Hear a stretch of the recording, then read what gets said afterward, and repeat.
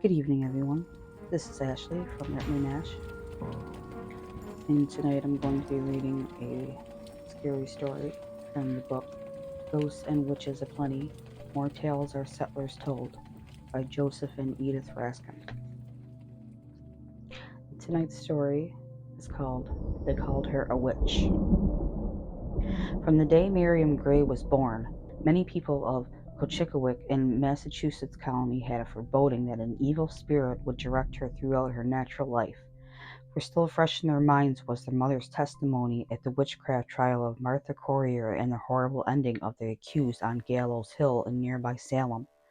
Surely the condemned witch's curse on the mother would be brought to bear on the child. Miriam was the 9th child in the Gray family and the brightest. When the schoolmaster in the school log house asked a difficult question, she was the first to answer it. She followed the rules of proper behavior better than all the pupils, and no one in school remembered to place his or her feet on the mark more precisely when reciting their lesson than this beautiful black-eyed girl with the little upturned nose.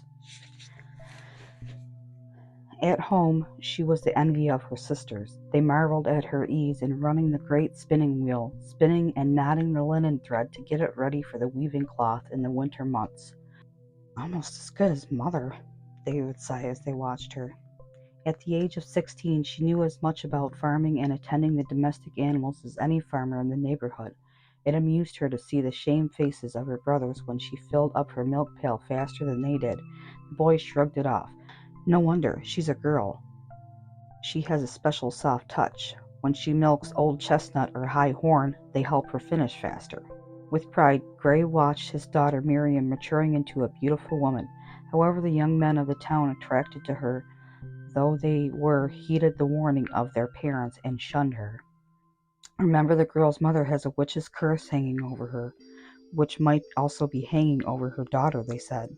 At that time in Shawshine, a town 20 miles away from Cochicowick, there lived a prosperous man named Solomon Fay. His oldest son Benjamin, a handsome and energetic youth, on coming of age, decided to venture out on his own. With the approval and aid of his father, he purchased the mill and the simple dwelling alongside it that stood at the stream near the town. The stream was a convenient way to travel to the mill, for there were no trodden roads between villages. The pioneers braving the rough stream readily came with their crops to the mill, and there was scarcely an hour during the week when the mill wasn't grinding corn into meal for a waiting customer. You'd better get yourself a wife to help you, they advised the miller. And who'll be attending the mill while I go off finding her?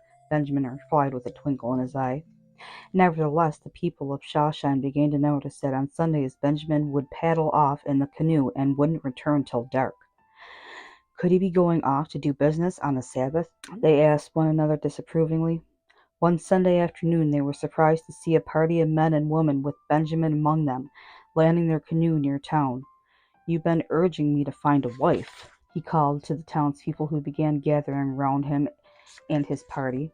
Well, here she is, he pointed to Miriam Gray. The townspeople stared at Miriam with astonishment. She was wearing a mantle of the brightest scarlet and a broad-brimmed hat with flowing feathers to match. This bridal gift from her father, ordered from England, was meant to complement her sparkling black eyes and striking black hair, but it had a completely different effect on the townspeople. She must be in a league with the hateful British redcoats to be wearing such a color. This proves she is cursed, just as we heard her mother was. Most likely she's a witch, they whispered to one another. Unaware of the people's suspicions, Benjamin and Miriam were married the following day, and nowhere in the colonies were there two people happier than this young couple. Tirelessly Miriam went to work transforming their crude dwelling into a pleasant home, yet finding time to help her husband at the mill. But although she was a good and faithful wife, people remained suspicious of her. They avoided coming too close to her house, if they could help it, and whenever she appeared in town wearing her scarlet mantle, they hurriedly shut the shutters of their windows. Their behavior toward her didn't escape Miriam's voice, but saddened though she was by it, she didn't complain. It was not so with Benjamin. I'll have to teach them to respect my wife, he threatened. Miriam, knowing he was a man of action, when aroused, tried to soothe him. Superstition is not easily overcome. It takes time. That year winter arrived early. Day after day the overcast sky sent down a fresh layer of snow, and the biting winds kept piling higher and higher on the doorsteps of the houses. The people shivered and complained that this was the bitterest winter within memory. They grumbled that their wood supply was not enough to keep them warm. Not that there wasn't plenty of wood in the forest, but each family was allowed to cut only a certain amount. They were well aware that the town council, wishing to preserve and not despoil the forest, was keeping a watchful eye on the woodcutters. Some of the people were certain that such miserable winter could only be the work of an evil spirit. Among themselves they accused Miriam, this witch. She is responsible for it. Spring at last arrived. The warm sun melting away the snow brought cheer to the winter-weary people of Shawshine. The stream overflowed, and the countryside had never been so green as it was that summer. And then winter was at their door again. Remembering the trials of the past winter, the people took good care to stock their wood piles as high as they were permitted. But days passed, one more balmy than the last, and hardly a flake of snow came down from the sky during the entire winter. There was no snow for the spring sun to melt, and summer heat that followed threatened to dry up whatever water there was in the stream. The sun beat down from a cloudless sky, scorching the pastures.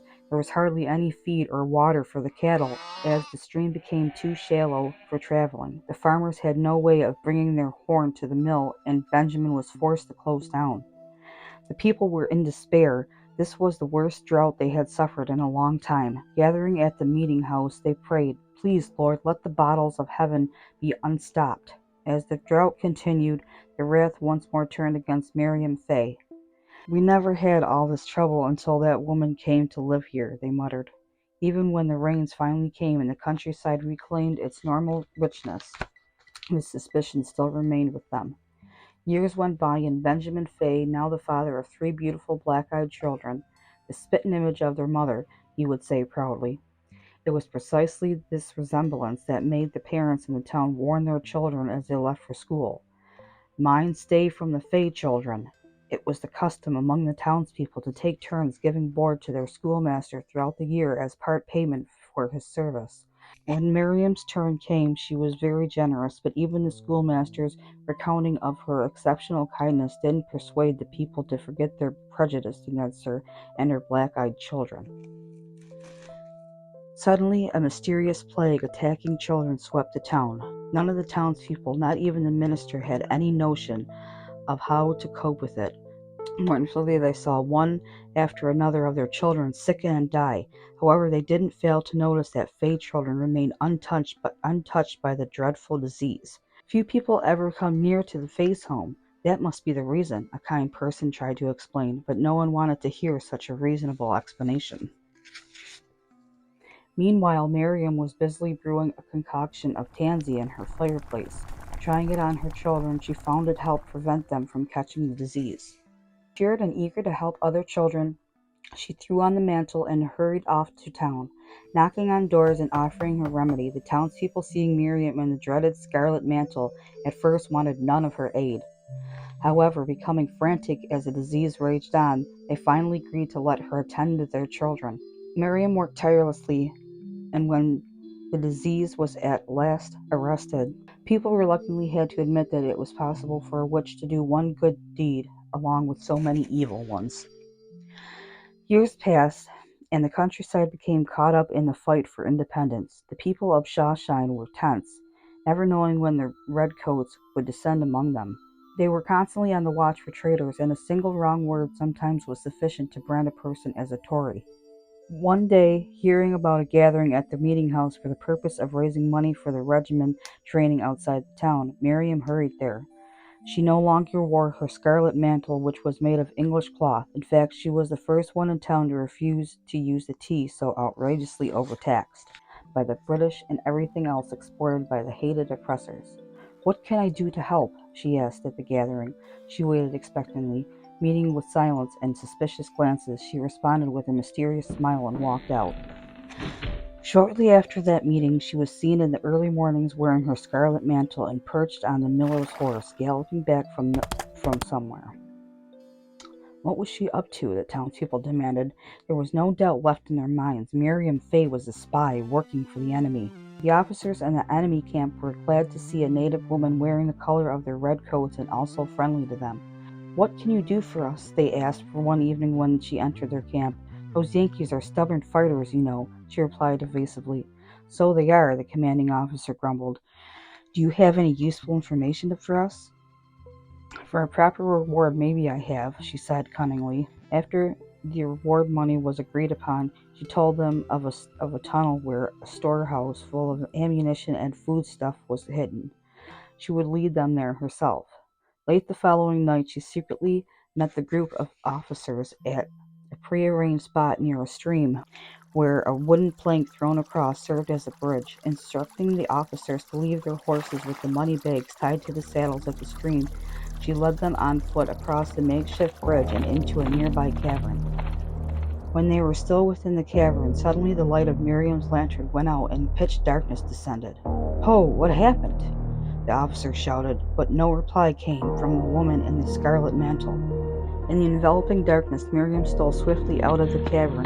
After crossing the plank, threw it down into the stream, snatching the money bags and slapping the horses, sending them galloping in different directions, and hurried back to town. The sun had moved up high in the sky when the weary British officers finally managed to get back to their camp. They sheepishly told their commanding officer what had happened. "We were outwitted by a woman deceitfully wearing a mantle the color of our uniforms. Best that we never mention this shameful affair to anyone," he cautioned. Miriam wasted no time in confronting the townspeople and triumphantly handing over the money bags filled with golden crowns. Amazed and then delighted, they listened to the tale of her secret mission. "Thank heaven," they exclaimed. "Now we can outfit our fighters with everything they need." Completely forgotten was Miriam the so-called witch. Instead, she was now Miriam the brave patriot and the woman of fine virtue. The town Cochicawick, eventually renamed Andover, and Shawshine, now named Bedford, still remember Miriam Fay, one of the most courageous women of the American Revolution. The end.